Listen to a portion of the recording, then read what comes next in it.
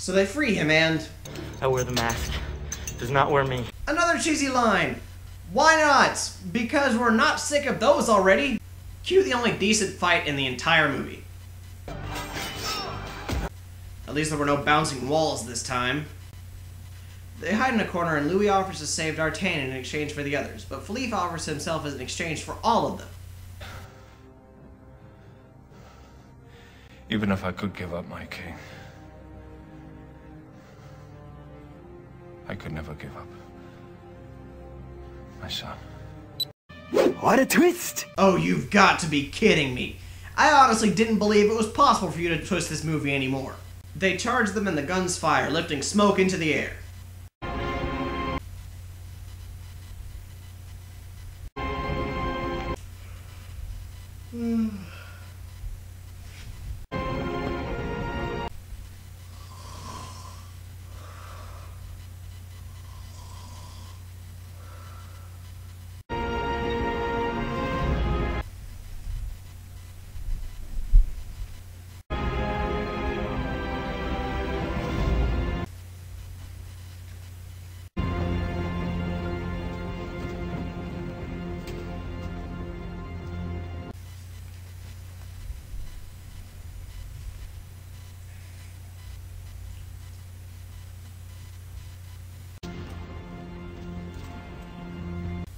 Oh, something's happening.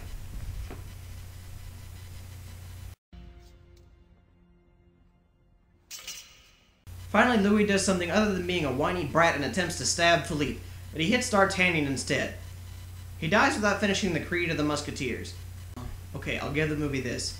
If you are a reader of Alexandre Dumas' Three Musketeers stories, this is a very touching moment to you. However, if you are an avid reader of Alexandre Dumas' novels, you want this movie to melt and burn in the fifth circle of hell! We then see Philippe and Louis have switched clothes again for the final time when they send Louis to prison. Finally, we can relax and know this movie is almost over. The Three Musketeers are given a hero's exit, as they should. But as for Philippe... The king known as Louis XIV brought his people food, prosperity, and peace, and is remembered as the greatest ruler in the history of his nation. That never happened. Louis XIV was and is regarded as one of the worst kings in all of France. All of France still hates him. He was arrogant, rude, pompous, essentially just a jerk all around. The only real good quality about him was that he was a political genius, meaning he knew what other countries wanted and how they acted, but was totally oblivious to his own. Also, that peace and prosperity thing that they say at the end is utter BS, because nearly all of his reign was in war. Now, with all that said, is this truly a terrible film? No, I guess I shouldn't say terrible, but it is bad. The characters are totally desecrated, the plot twists get annoying, and facts are practically thrown out the window. I'm still upset that half this movie takes place in a building that doesn't exist in 1662. But the one redeeming quality is Jeremy Irons. He's the only one who seems to care about his part and the one who shows it the entire film. Gerard Depardieu plays the comic relief that isn't funny.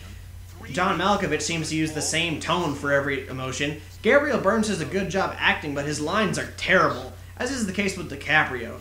However, the worst actor by far is Judith Godrecki, or however you pronounce that weird name. Acting in monotone, even when she's bursting with tears, and she uses an accent that can only be described as why so-ish. The Three Musketeers were written by Alexandre Dumas, but The Man in the Iron Mask was written by Wendell Wallace the Dumas. Good thing he didn't ruin any other piece of great history with it. Wait. What is that? No. No, it can't. No! No! Oh, not Pearl Harbor!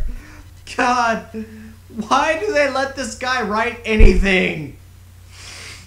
Oh, God. I'm R.L. King. I'll see you next time on Cinema Slam. Seriously? Oh, come on, guys, can we do something to fix this? Sure is littered with prizes.